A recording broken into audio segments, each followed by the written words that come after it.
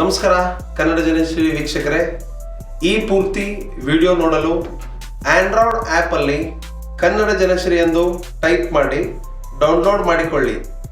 Kannada Janashree app download ಮಾಡಿದ ಮೇಲೆ ನಿಮಗೆ ಈ ಥರ ಬರುತ್ತೆ.